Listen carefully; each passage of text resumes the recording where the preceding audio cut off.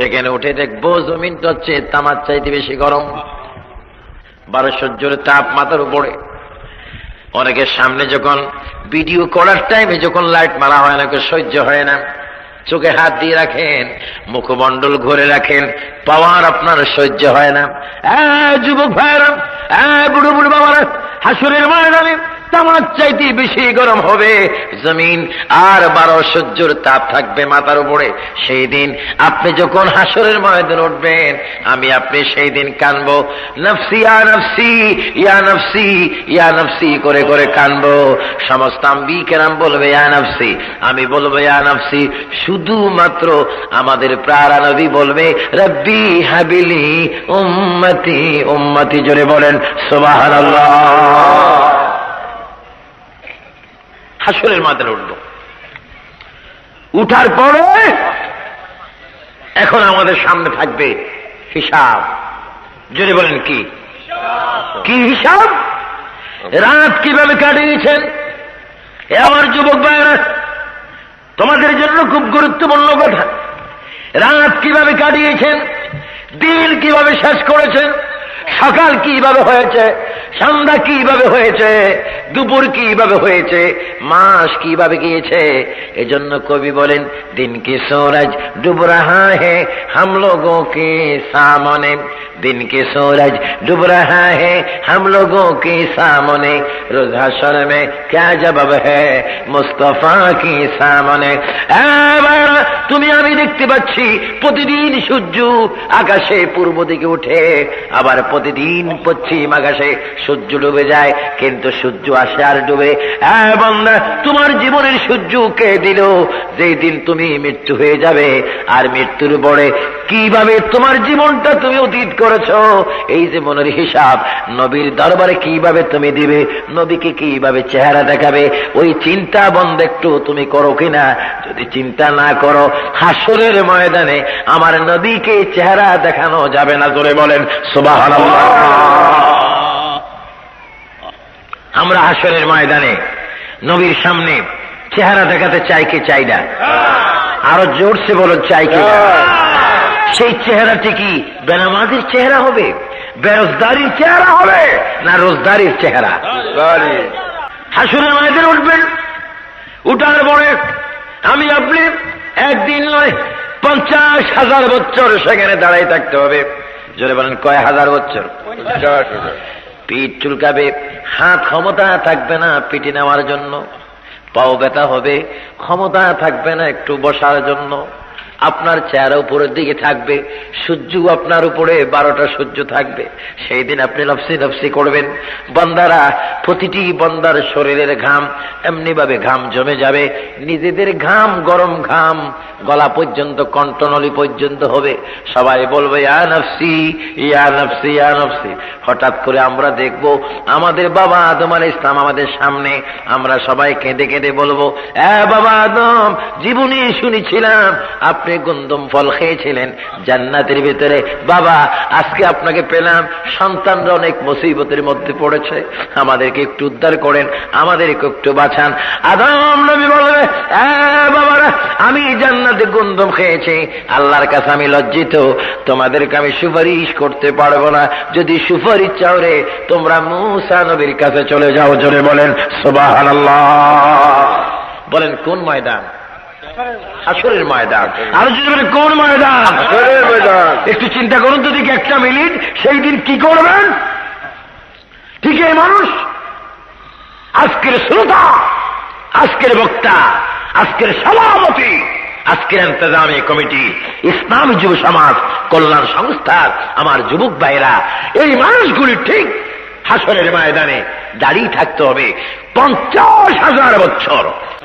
50,000 বছর আমরা সেখানে দাঁড়িয়ে থাকতে হবে। আল্লাহর নবী বলেন অসম্ভব। যারা নামাজি, যারা ইসলামের জন্য, ঈমানের জন্য, নামাজের জন্য, হজের জন্য, যাকাতের জন্য যারা যাকাত জিহাদ করেছে, জীবন দিয়েছে, তারা 50,000 বছর দাঁড়িয়ে থাকতে পারবে না। তারা কবর থেকে উঠা মাত্র হাসরের ময়দান দিয়ে দৌড়াদৌড়ি করে করে স্বাধীনতা পাবে, তারা আল্লাহর জান্নাতে প্রবেশ করবে। জোরে বলেন সুবহানাল্লাহ। তাহলে আপনাকে হাসরের ময়দানে অপেক্ষা করে যেতে চান না সরাসরি যেতে চান? মাশাআল্লাহ, কত সহজ, কত সহজ। সরাসরি যেতে চান? যদি সরাসরি যেতে চান আল্লাহকে ভয় করা উচিত। যদি সরাসরি যেতে চান মুহাম্মদ সাল্লাল্লাহু আলাইহি ওয়াসাল্লামের আদর্শ মানা উচিত। কারণ আল্লাহ রাব্বুল আলামিন কোরআন শরীফের মধ্যে বলেন, লাকাদ কানা লাকুম ফি রাসূলিল্লাহি উসওয়াতুন হাসানা। আমার আল্লাহ বলে, বান্দা তোমরা যদি জিরো থেকে হিরো হতে চাও, বেঈমান থেকে ইমানদার হতে চাও, মুনাফিক থেকে মর্দে মুজাহিদ হতে চাও, আমার জমিনে আমার নবীকে তোমরা অনুসরণ করো। নবী কিভাবে নামাজ পড়েছে, নবী কিভাবে রোজা রেখেছে, নবী কিভাবে হজ করেছে, কিভাবে মা বাবার খেদমত করার জন্য বলেছে, কি করে সমাজ ব্যবস্থা করেছে, কিভাবে রাষ্ট্র ব্যবস্থা করেছে, কিভাবে পারিবারিক জীবন, কিভাবে আন্তর্জাতিক জীবন, কিভাবে আমার রাসূল লেনদেন করেছে। আমার নবীকে যদি তোমরা ফলো করো, আমার নবীকে যদি তোমরা মানো, আমি আল্লাহ গ্যারান্টি দিলাম, আমি আল্লাহ প্রতিশ্রুতি দিলাম, বান্দারে হাসরের ময়দান তুমি দেখতে হবে না, কবর থেকে ডাইরেক্ট আমি তোমাকে জান্নাতে পৌঁছাই দেব। জোরে বলেন সুবহানাল্লাহ। আমরা নবীর আদর্শ মানার মতো মানতে চাই কি চাই না? নবীর আদর্শের মধ্যে নামাজ আছে কিনা? আছে। রোজা আছে কিনা? আছে। মা বাবার খেদমত আছে কিনা? আছে। ইসলামের জিহাদের কথা আছে কিনা? আছে। কোরআন তেলাওয়াতের কথা আছে কিনা? আছে। মা বাবার খেদমতের কথা আছে কিনা? আছে। বড়কে শ্রদ্ধা করার কথা আছে কিনা? আছে। ছোটকে আদর করার কথা আছে কিনা? আছে। সুন্নাত মোতাবেক ব্যবসার করা আছে কিনা? আছে। সিনেমার কথা আছে কিনা? নাই। ভাইরা, আপনারা কি সিনেমামুখী হবেন না মসজিদমুখী? আওয়াজটা একটু ক্লিয়ার করে আল্লাহরে খুশি করে দেন তো দেখি। এটা শাহজালালের দেশ, খুব পরিশ্রম করেছেন তিনি, তার আত্মা খুশি হবে। চিৎকার দিয়ে বলেন, নামাজিমুখী হবেন না মসজিদ সিনেমামুখী হবেন? আপনার মসজিদমুখী হতে চান কি চান না? মসজিদে আল্লাহ আছে কিনা? নবী আছে কিনা? জান্নাতের টিকিট পাওয়া যায় কি যায় না? সিনেমার মধ্যে জান্নাতের টিকিট আছে কিনা? সেটা বলে কিসের টিকিট? মাশাআল্লাহ, দোয়া করি আপনাদের কথাটা আল্লাহ কবুল করুন। জাহান্নামে কিসের, সিনেমার মধ্যে কিসের টিকিট? তাহলে আপনারা কি সিনেমা চাইবেন? মুক্তি পাচ্ছে মনা পাগলা, শোনা মাত্র আপনি বলবেন আমি তো পাগল হয়ে গেলাম। সিডি দিলেন বা টেলিফোন করলেন বান্ধবীকে, 205 নাম্বার বলার শুনছনি, ব্যাপারটা দেখো, মনা পাগলা তো আইসা গেছে। আমরা দোনো পাগলা আজকে 6টা বাজে ঢুকে যাব। জোরে বলেন না নাউজুবিল্লাহ। আমার যুবক ভাইরা আরো জোরে বলুন নাউজুবিল্লাহ। চাতকের মুসলমান, সুনামগঞ্জের মুসলমান, এই সিলেটের মুসলমান, আজকে 24শে জানুয়ারি দিবাগত রাত্রে 2001 সালে আমি আজকে চাতক ইসলামী যুব সমাজ কল্যাণের সংস্থার উদ্যোগে এই মাহফিলে বসে তোমাদের থেকে ওয়াদা নিতে চাই, আমরা কি সিনেমা চাইব না? আমরা কি সিনেমার পক্ষে? আমরা কি ক্যারাম বোর্ডের পক্ষে? আমরা কি তাসের পক্ষে? আমরা কি মদের পক্ষে? আমরা কোরআন তেলাওয়াত চাই কি চাই না? তুই হাত তুলে বলো, চাই কি চাই না? আল্লাহু আকবার বলেন, বলেন আল্লাহু আকবার। আল্লাহ আমাদের এই আহ্বানকে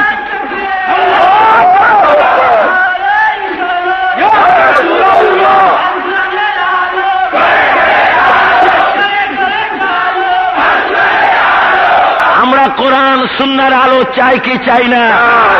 আমরা যুবক, আমরা নবীর উম্মত, আমরা কৃষক, আমরা নবীর উম্মত, আমরা বুদ্ধিজীবী, আমরা নবীর উম্মত। নবীর উম্মত কোনদিন খারাপ কাজ করতে পারে না। এটি হচ্ছে ইসলামিক শিক্ষা, এটি হচ্ছে কোরআনের ব্যবস্থা, এটি হচ্ছে রাসূলুল্লাহর জিন্দেগির ফলাফল, এটি হচ্ছে রাসূলুল্লাহ অমানুষকে মানুষ করার ব্যবস্থা। চিৎকার দিয়ে বলেন সুবহানাল্লাহ। হাসরের ময়দানে উঠবেন, সেই ময়দান বড় ভয়াবহ। আজকে তো একটা ময়দান দেখতেছি, এই ময়দানকে বলা হচ্ছে জনাব মরহুম সুনু মিয়া চৌধুরী মাঠ, বাগবাড়ি। এটা একটা ময়দান। আমরা যেমন আমাদের মাঠের অবস্থাও তেমন, কিন্তু হাসরের ময়দান এমন একটা ময়দান, অল পৃথিবীকে যদি হাসরের ময়দানে ফেলে দেওয়া হয়, একটি 5 পয়সা যেমন চাতকের এক মাঝখানে ফেললে 5 পয়সা দেখা যাবে না, গোটা পৃথিবী হাসরের ময়দানে ফেলে দিলে একটি পয়সার মতো দেখা যাবে না। চিৎকার দিয়ে বলেন সুবহানাল্লাহ। এখন আপনি চিন্তা করে দেখেন ময়দানটা কত বিশাল ময়দান। আর মহান আল্লাহ বলে, বান্দারে কি জমিনের জন্য পাগল হলি? যদি জান্নাতি হতে পারো, জান্নাতি যদি হতে পারো, যেই দেশে যে ইমানদার থাকবে ওই দেশের 7 গুণ বেশি বড় আমার বান্দাকে আমি জান্নাতে জায়গা দান করব। চিৎকার দিয়ে বলেন সুবহানাল্লাহ। আমরা সে আল্লাহর নিয়ামত চাই কি চাই না? আরো জোরে বলুন, চাই কি চাই না? এজন্য আমার ভাইয়েরা বাবার একটু জোরে জোরে বলেন, ইয়া রাসূলুল্লাহ ইয়া হাবিবাল্লাহ ইয়া রাসূলুল্লাহ ইয়া হাবিবাল্লাহ। গোসল করায়া কাফন পড়ায়া, বলেন গোসল করায়া কাফন পরাইয়া। কথা শেষ। গোসল করাবে, বলেন কাফন পরাবে। তারপরে লাশটা ঘরে নিবে, লাশটা পালকে নিবে, লাশটা নিজের সিংহাসনে নিবে, গোসল করাবে, কাপড় পরাবে। এবার তোমাকে মার্কিন কাপড় দিয়ে প্যাকেট করে দেবে, পায়ের কাছে একটা গিরা দিবে, নাভির উপরে একটা গিটে, মাথার উপরে একটা দিবে, 3টি দুর্বল গিরা দিবে, কিন্তু খোলার ক্ষমতা নাই। যে মানুষটি হাত নাড়ে অনেক কিছু করেছেন, আমি আবু সুফিয়ান আবিদি বক্তব্য দিতে হাত নাড়িয়েছিলাম, লক্ষ লক্ষ জনতা সামনে ছিল, আজকে আমার হাত বাঁধা হয়েছে, নাড়াচড়া করার কোনো ক্ষমতা নেই। আমাকে আপনাকে মরা খাড়ে তুলবে, এবার নামাজে জানাজার জন্য মাটি নিয়ে যাবে, 4 তাকবীরের সাথে নামাজে জানাজা হবে। আল্লাহুম্মা গফিরলি হাইয়িনা ওয়া মাইয়িতিনা ওয়া শাহিদিনা ওয়া গায়িবিনা বলে বলে যখন দোয়া পড়া হবে, দোয়াটা পড়ার পরে এবার আপনার আমার লাশ, বাইরে আমার, যদি বিবাহ করতে গেলেন কারের মধ্যে গিয়েছেন, মাইক্রোর মধ্যে গিয়েছেন, লাইটেজ নিয়ে গিয়েছেন, আগে পিছিয়ে ভিডিও ছিল, হুন্ডা ছিল, সাইকেল ছিল, কত কিছু ছিল। ভাবারা, আজকে তোমার পৃথিবীর কোন শক্তি নেই, তোমার আমার লাশ সাদা কাপড়ের ভিতরে যখন প্রবেশ হলো, ওই মূর্তি রাজা প্রজা সবাই এক হয়ে গেল। মহান আল্লাহ বলে, বান্দারে কেন তুমি বুঝো না, কুল্লু নাফসিন যায়কাতুল মউত, কেন তুমি জানো না, ওয়ালা তামুতুন্না ইল্লা ওয়া আনতুম মুসলিমুন। আমি তো আগেই বলে দিয়েছি, বান্দারে মুসলমান না হয়ে তুমি মৃত্যুবরণ করো না। আজকে তুমি মৃত্যুবরণ করেছো, সাদা কাপড়ে তোমার লাশটা প্রবেশ করলো। সবাই বলবে আব্দুর রহিমের বাবা মারা গেল, হান্নানের বাবা মারা গেল, আব্দুল সুবহানের বাবা মারা গেল, করিমের বাবা মারা গেল। সবাই আসবে, একটাবার চেহারা দেখবে। চেহারা যখন খুলবে, তখন জীবিত ব্যক্তিরা যখন চেহারা খুলে দেখবে, মৃত্যু ব্যক্তি কানবে, ভাই আমার চেহারা কেন দেখো, বুঝেছি কিছুক্ষণ পরে আমাকে কবরের মধ্যে দিবি, ওই কবরে আমার দিও না, একলা একলা আমার এই কবরের মধ্যে থাকতে পারবো না। আল্লাহর নবী, বিশ্ব নবী, নূরের নবী, আসমান ও জমিনের রহমত নবী মদিনার থেকে ডাক দে, উম্মত কাঁদিস না। তুই ওই মাহফিলে বসে বসে ইয়া নবী বলে বলে তুমি চিৎকার মেরেছিলে, তখন আমি নবী তোমার সামনে ছিলাম। উম্মত রে কাঁদিস না, চোখটা খুলিয়ে দেখ, আমি তোর সাথে আছি, কবরে আয়। যখন সবাই বলবে ওয়ালা মিল্লাতি রাসূলিল্লাহ, তখন আমি তোকে আমার কোলে তুলে নিব। জোরে বলেন সুবহানাল্লাহ, আর জোরে সুবহানাল্লাহ।